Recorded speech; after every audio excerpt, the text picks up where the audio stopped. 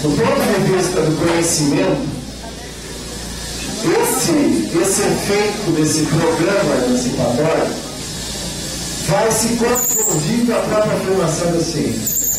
Né?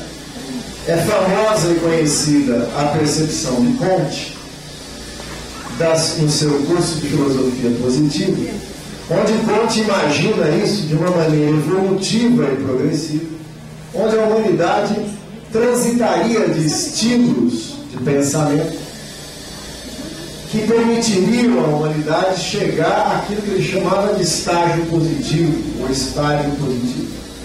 No primeiro momento, imaginava o Comte, o pensamento pautado e influenciado por aquilo que ele denominou de um estágio teológico, onde a faculdade essencial utilizada era a imaginação, transitando por uma compreensão e desenvolvimento da razão que gerava o que ele denominou de um discurso metafísico, acreditando que a descoberta de princípios gerais permitissem desenvolver a compreensão do mundo e dos homens.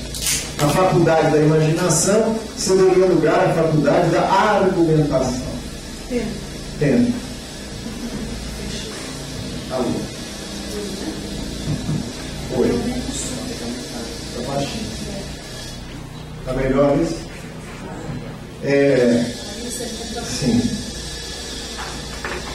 O terceiro estágio é que a insuficiência da imaginação, que demarca um momento de não compreensão do mundo, e a insuficiência do discurso metafísico, que sobrepõe ao real existente, com a capacidade argumentativa, a explicação e a compreensão do mundo pela tentativa de estabelecimento de princípios gerais de compreensão da natureza das coisas, do seu desenvolvimento, naquilo que Comte chamava de estágio metafísico.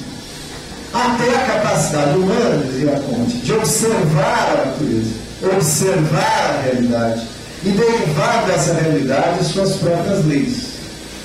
Observar e a capacidade da observação superaria a imaginação e a argumentação na análise positiva da realidade, mais do que a crítica realizada pela metafísica, de desconstrução das afirmações fundadas na lógica e no pensamento teológico. O pensamento positivo seria capaz de instituir uma ordem, baseada na observação que compreende as leis do funcionamento das coisas. Montesquieu, antes, no seu espírito das leis, eu dava aula na faculdade de Direito, da aula de Ciência Política, tinha que estudar Montesquieu, e a gente lia o espírito das leis, e os advogados ficavam animados. Finalmente vamos entrar no termo agora, discutir as leis. Mas o espírito das leis é bem mais amplo do que a lei, Dizia Montesquieu, a lei é um momento necessário que deriva da natureza das coisas. De certa forma, antecipa o positivismo kantiano na afirmação e na insistência de que aquilo que deriva como norma e como lei deriva da própria natureza das coisas e não de princípios gerais, abstratos, revelados, etc. Ora, isso que vai constituir os fundamentos de uma das maneiras de se apropriar da realidade para conhecê-la, que é o positivismo, de fato representa um avanço no sentido da negação da metafísica, da negação de construção de imagens ideais explicativas no mundo que não correspondem à realidade das coisas. Comte estava convencido disso. É inegável a influência que Comte tem dentro da teoria social, no pensamento de vários autores, dentro da teoria social e em vários campos da ciência, no sentido de compreender o mundo. Mas um dos princípios do positivismo kantiano, que eu gostaria de ressaltar, é a ideia de que para cada objeto diferente exige um método. Quer dizer, se eu tenho objetos diferentes, eu devo ter métodos adequados a esses objetos que vão derivar as leis próprias desse fenômeno, desse objeto estudado. Portanto, o positivismo kantiano dá um passo em algo que terá um efeito muito grande na forma de produção do conhecimento e na própria organização da pesquisa, que se consolida no desenvolvimento e na maturidade desse período moderno burguês, que é a fragmentação do conhecimento nas suas diferentes áreas e zonas específicas. Né? É evidente que o próprio ordenamento que o Comte fazia era um ordenamento mais particular, né? Mas que foi sofrendo um aprofundamento mantendo a mesma lógica, né? Das menores complexidades, das coisas mais simples, das coisas mais complexas, dependendo da definição do objeto, se criam campos de conhecimento que seriam as próprias ciências, né? A própria noção de faculdade é claramente dessa ordem, né? Nós vivemos hoje, na nossa organização, inclusive espacial do espaço acadêmico, né, uma tensão desse princípio positivista. As faculdades, né, que formam uma coisa abstrata que é a universidade. Né? A universidade, talvez porque a nossa herança hegeliana seja menor do que a positivista, não é a síntese de múltiplas particularidades, é só a universidade. Né? O local onde se somam as particularidades são as faculdades. Né? Então aqui estamos para discutir educação. Né? Se o senhor continuar falando de teoria social, educar, etc. e tal, eu vou convidá-lo para ir lá para as ciências sociais, né? Porque é lá que se discute essas coisas. Começar a falar de filosofia, não sendo filosofia. Né? Ora, essa fragmentação tem paradoxalmente um efeito positivo na especialização do conhecimento e do desvendar de várias áreas.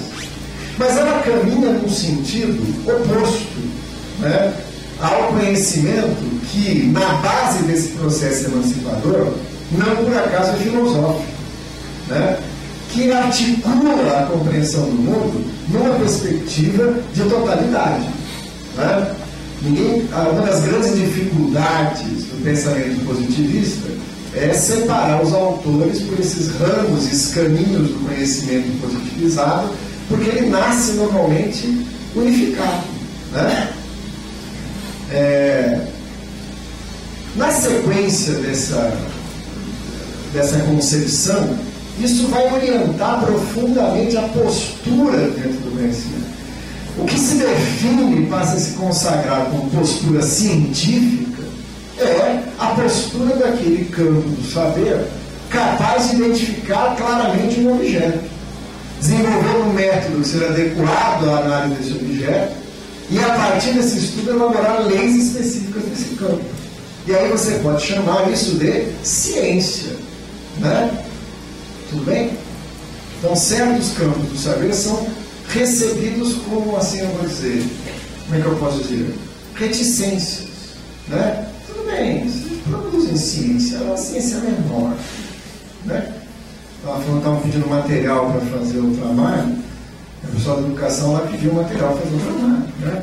Papel, sulfite, cola, caneta, tesourinha. Aí o departamento falou, isso não é material de pesquisa, né? Vamos fazer. Vergonha do departamento pedir umas coisas dessas, né? Não entra num acelerador de partículas, né? Nem num microscópio. Né? Que tipo de ciência é essa que se produz com canetinha colorida, cola? Né? No serviço social, você vai fazer uma pesquisa, o pessoal fala, não precisa de nada. Né? Sai, faça a sua pesquisa. Né? Então, a ideia de ciência cada vez mais se confunde com uma técnica específica de se apropriar do real a partir dos pressupostos positivistas. No campo da teoria social, por exemplo, quando Durkheim, herdeiro direto dessa preocupação, vai montar os fundamentos do que se chama de estrutura e funcionalismo, ele acredita firmemente que a única maneira de dotar a sociologia, as ciências sociais, de uma apropriação científica é dotá-la da capacidade de definir um objeto que não pertença aos outros campos. E um método que seja adequado a isso. O famoso livro sobre as regras do método sociológico, definindo o objeto como fato social e a metodologia adequada para isso, uma metodologia absurdamente influenciada por um pensamento cientificista. Né? A única maneira de tornar cientificamente apropriado elementos da realidade social seria quantificá-los, matematizá-los, extraindo o que há de comum, retirando qualquer possibilidade da interferência de fatores psicológicos ou de intencionalidade do fato. Né? Tudo que for matematizável pode ser apropriado como fato social, que não for, não pode ser. Ora, estou recuperando esses elementos porque, em grande parte, a ofensiva pós-moderna ela trabalha de forma paradoxal com esses elementos. Primeiro, ela vai abrir as suas baterias críticas aos chamados paradigmas da modernidade, procurando realizar uma generalização disso e trabalhar com uma contraposição a esses fundamentos, como se essa construção do programa da modernidade tivesse ocorrido sem que fossem expressas críticas a isso. Né? Como se essa construção de uma certa visão de ciência fosse algo homogêneo e linear, que pudesse, portanto, fundamentar o pensamento genérico, que a gente trataria de chamar de moderno, e substituído por aquilo que vai ser afirmado como pós-moderno. Né? Então nós somos obrigados a fazer aí uma pequena correção antes de apresentar aquilo que se eleva como crítica, a chamada crítica pós-moderna. Né? A tradição da filosofia alemã e daí o desenvolvimento do pensamento de Marx, ele é ao mesmo tempo tributário desse momento, mas que se inclui nesse momento com uma profunda ruptura. Né? Comecei a falar de Marx, eu fiquei com calor atrás do momento.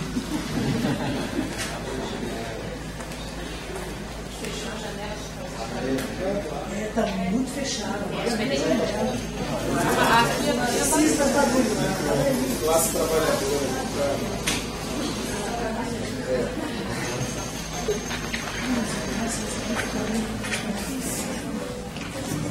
Então, veja bem, o Marx surge nesse cenário herdeiro da filosofia hegeliana, a incorporando e superando, com uma sólida perspectiva de totalidade. E rejeitando explicitamente em passagens, né, mas implicitamente no conjunto da sua obra, qualquer tentativa de apropriação do marxismo como um dos campos dessa especificação positivista das ciências. Né? Isso já demonstra desde pronto a vã tentativa de enquadrar esse autor numa das áreas do conhecimento estabelecidas pelo positivismo. Afinal de contas, Marx é o quê? A grande pergunta que estudantes fazem. Ele é um historiador? Então deixa ele se estudar na história. Então o que ele faz na introdução dos cursos de Direito? Não, ele estudou Direito, então bota ele lá para estudar Direito. Tá, mas o que ele faz na educação? Né? Parece que ele anda por aqui também. O que ele faz na economia? Na economia justifica. Tem gente que tenta resolver isso do ponto de vista biográfico. Né? Era uma vez um jovem que foi estudar Direito, né? Aí caiu em si, abandonou o curso, foi fazer filosofia, né? Percebeu que isso não dava em nada, casou, virou uma pessoa responsável, tinha que criar os filhos, vai fazer economia. Maduramente como, né, um economista. Então, a gente viu o Galbraith, né, um economista inglês famoso, fala, você tem dois Marx, claramente, o Marx idealista, né, que tenta transformar isso em um programa político, as vaidades e tal, e o Marx é economista, que tem várias coisas importantes para a gente estudar. Afinal de contas, o Marx é o quê? Um historiador, um economista, um filósofo, um jurista. E o que incomoda é que ele tem interessantes e ricas contribuições em todas essas áreas, sem que seja nenhuma delas. Né? Ele recusa essa especialização. Agora, por que ele faz isso? Porque ele pensa a realidade como uma totalidade dinâmica, estruturada materialmente. E essa totalidade, nas suas diferentes esferas de manifestação, estão profundamente articuladas e podem ser compreendidas nessa sua aproximação enquanto totalidade, sem que ela seja fragmentada. O que não quer dizer que cada esfera dessa manifestação não possa ser compreendida em sua dinâmica própria, mas que a sua própria dinâmica só se compreende na relação com os demais. Né? Então, só um exemplo, que não é o caso de aprofundar isso aqui, mas da sua crítica à filosofia do direito de Hegel, ponto de partida da sua obra, ele concluirá e expressará, por exemplo, no prefácio de 1859, da sua obra de Contribuição à Crítica da Economia Política, uma formulação em que ele diz mais ou menos o seguinte: compreendi a partir dos meus estudos que não é possível compreender o direito, assim como as formas de Estado, fora daquilo que Hegel, a exemplo dos ingleses e franceses da sua época, denominou de sociedade civil. E esta mesmo é uma abstração se desconsiderarmos a sua anatomia, aquilo que a determina, que está na economia política. Então, muita gente vê essa frase como uma análise de percurso. Tentei responder pelo direito, fui para as determinações sociais, na administração da sociedade civil, mas acabei chegando no que realmente importa, que é a economia política. Quando, na verdade, ele está fazendo um percurso que é um pouco diferente.